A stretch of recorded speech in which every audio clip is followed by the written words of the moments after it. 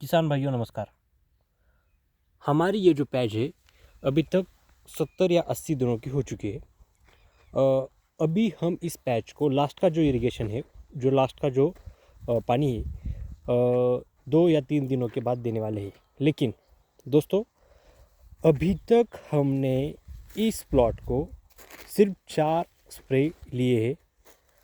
ज़्यादा से ज़्यादा अगर खरपतवार नाशक का इस्तेमाल पकड़ के भी हम ले तो हमने ज़्यादा से ज़्यादा 4 या 5 स्प्रे हमने इस पैच को लिए हैं।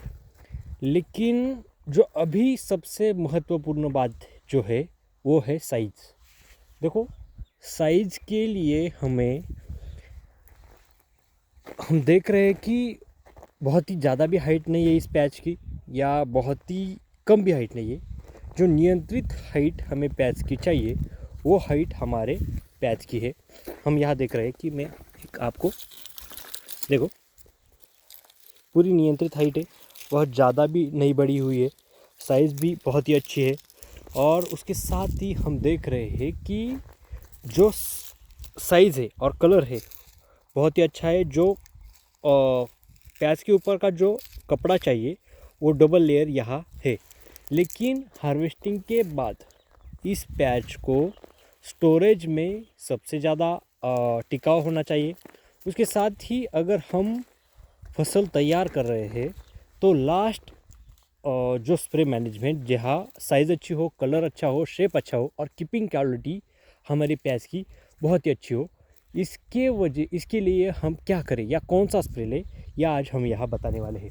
दोस्तों देखो, अगर आप प्याज की खेती कर रहे हो या कोई भी फसल कर रहे हो तो उस फसल को प्रॉपर मैनेजमेंट या प्रॉपर गाइडेंस की बहुत ही ज़रूरत है।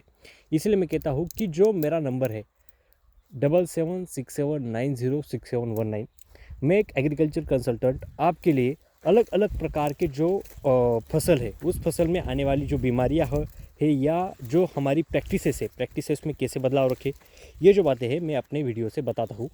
देखो, लास्ट का जो स्प्रे है आपको लेना है, अगर कीपिंग क्वालिटी अच्छी रखनी हो तो आपको सल्फ़र का इस्तेमाल स्प्रे में करना बहुत ही ज़रूरी है। इसलिए मैं कहता हूँ कि सल्फ़र आपको 1 ग्राम प्रति लीटर के हिसाब से सल्फ़र लेना है।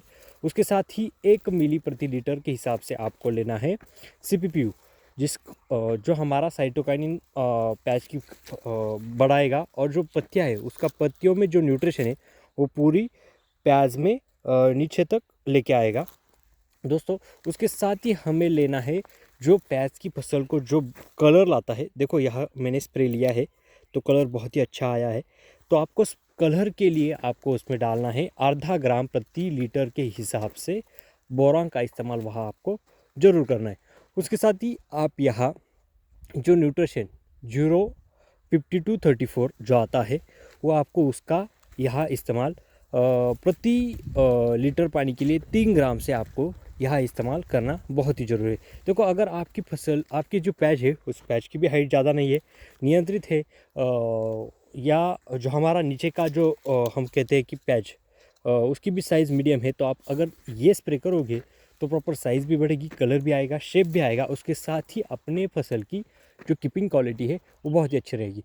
अभी किसान भाइयों को यहाँ प्रश्न पड़ता होगा कि हम इसमें जे का इस्तेमाल कर सकते हैं या नहीं। देखो, जिब्रेलिक एसिड का जो काम है वो यहाँ बहुत ही अलग है। जो फसल मिट्टी के ऊपर रहती है, या हम जिसे कहते हैं कि जिस फसल को फ्लावर्स आते हैं, वहाँ अगर जिब्रेलिन का आप अगर इस्तेमाल करेंगे तो वहाँ फूलों की बढ़ाव या फलों में रूपांतर होना या फलों की साइज़ बढ़ना जो मिट्टी के ऊपर है, वहाँ जिब्रेलिक बहुत ही अच्छा काम करेगा।